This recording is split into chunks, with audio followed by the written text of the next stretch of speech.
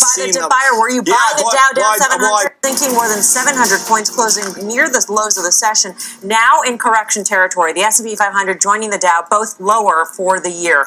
And it's a myriad of issues unhinging this market. President Trump announcing tariffs targeting China. Big tech stocks getting slammed as Facebook remains under fire and tech's market leadership slips. More chaos as well at the White House as a top lawyer for Trump in the Mueller probe resigns. So with the market sell-off accelerating today, are we heading right back to those February lows? How bad could things get? Guy Adami, what do you say? It feels that way. And last Wednesday, you know, the lead of the show was, are we now in a sell the rally mode? And Pete said absolutely. Pete's been steadfast bull. So for Pete to say that, you know something's wrong. Karen said this was the most concerned she's been in quite some time. She was getting long volatility, so it's playing itself out. I thought the most disappointing thing about today, and maybe I'm incorrect, but about 1 o'clock, the market was starting to turn to the upside. Now, last 6 to 9 months, that turn would have accelerated to the upside. Obviously, that didn't happen today, so something has fundamentally changed. I do think we test that February low. I think the low was 25.31 or thereabouts in the S&P, and it probably happens, in my opinion, by the middle of next week. What really did change? Because the Fed, Jay Powell came out, he did just fine according to most accounts out there, right? The tariffs were announced. They're pretty much in line with what we had expected in terms of the size. We still don't know the exact products, et cetera. We didn't expect to know that either. So what is different today? I think you had to digest all of the above instead of just one of the above. And to your point on the tariffs, it was pretty impressive how the market rallied, actually, as soon as that news conference came out. The market got a chance to digest it a little bit and said, you know what, all right, maybe it's not going to be that bad. Maybe we'll just push them a little bit higher here. Then you started to break technical levels, huge levels. On the way down, there was no sense of urgency to rush in there and buy them. You still have Facebook playing out. You still have the whole tariff thing, the whole China thing, the whole valuation thing. But I think ultimately, global growth still intact, tax reform still intact. You're going to get an infrastructure bill still intact. There's a lot of reasons to be buy the dip buyers. We just have not seen them. Are you a buy the dip buyer? Were you buying the Dow down 700? Well, I'm still long 99.9% of my portfolio. Right. So yes, I'm buying the dip, and I bought Facebook yesterday. So yes. Well, the irony of the 10-year possibly breaking 280 and that actually being something that got the market upset again. I mean, this is where we are. And so back to Mr. Powell, the market clearly doesn't believe Mr. Powell when he upgraded the dynamics for 19 and 20, or the market understands that right before us are other issues. The other significant thing about why markets aren't moving higher or why they can't get back on their feet with a lot of things that I think a couple months ago, for example, the China news would have been significant, but it would not have had this kind of an impact. But let's face it, think about where allocations are. Think about where you finally got retail money that's capitulated. Think about the moves that ETFs do when you start to see selling across a lot of different stocks. High quality stuff gets kicked out of bed too. I think the White House announcement today is another announcement that gives people some sense that this administration still has issues that it's concerned about. But more importantly, I just think with all the success that they've had in terms of the tax bill and some other policy initiatives, frankly, that were campaign promises, I hear some hubris right now that tells me we're going to do what we want to do and we're not going to listen to the market and we're going to do what we want to do because we think we're going to get it done and we've already proven we're right. You were not reassured. You were not reassured by Commerce Secretary Wilbur Ross today on CNBC.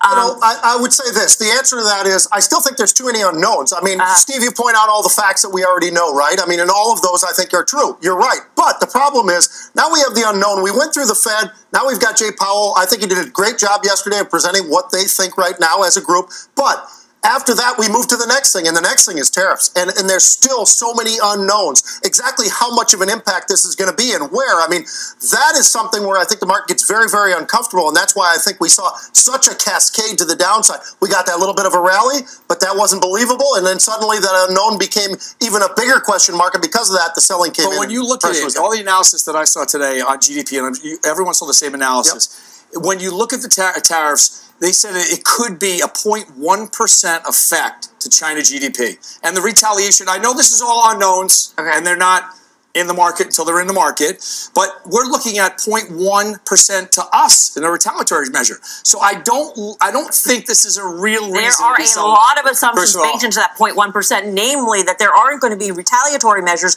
that to knock off more than 0.1%. Well, we saw the tariffs on aluminum and steel was supposed to be 37 million tons. It got watered down to 17 million tons. By the way, this is going to be a watered down event. I hope it's a watered down event, but I think people are shooting first. It's not a watered down event in terms of the dominoes that could fall. And when you think about, again, the technology that's actually and the components that are built in China and the interrelationship from a technology perspective, I think, look, there's nothing wrong with pushing back on intellectual property rights in this country. This has been a big issue for a long time. So I'm happy to hear that. U.S. Steel, by the way, is down 30% since you had the tape tell you that they were actually going to invoke the steel tariff. So what does this do? We get more what is steel the implication from Canada. that? That's the problem, is they did the carve-out, and it was pointless because we wound up getting more steel. The floods the market. The market was looking for 37 million tons, and they got 17 because we get more steel from Canada and Mexico. Sorry, so that was the problem. Your point is that the tariffs don't work? The tariffs, if you carve out, don't work. No, they do Well, not. that's what's happening with steel. Is that your point? Well, that there's so many exemptions to fact. the steel tariffs my that now point the is- stocks are reflecting as if nothing Look, happened. I am a globalist, whatever people want to admit behind closed doors, and I actually think that in an efficient market, steel companies were doing very well in this country, operating at 90% capacity with a global market for steel.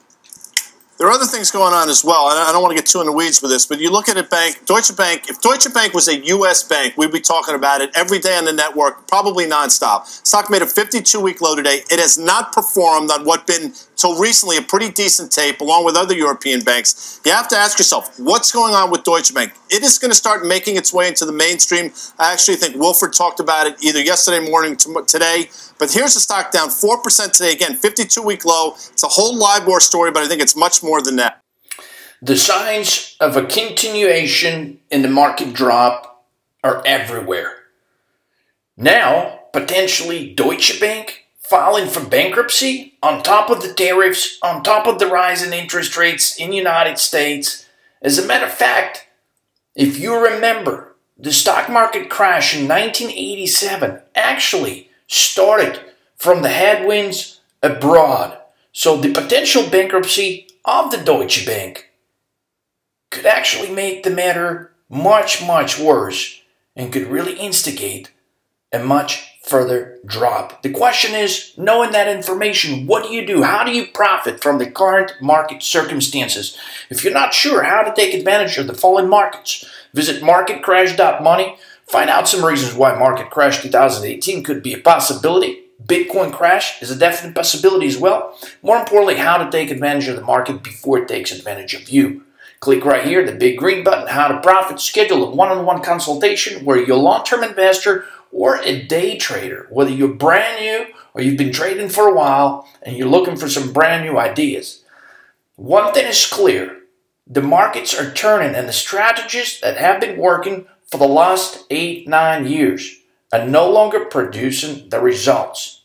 So what is the next market move and what do you do? Find out, schedule a one-on-one consultation, click right here, How to Profit. Don't wait till tomorrow, take action now. The markets are moving fast. Make 2018 your most profitable year ever.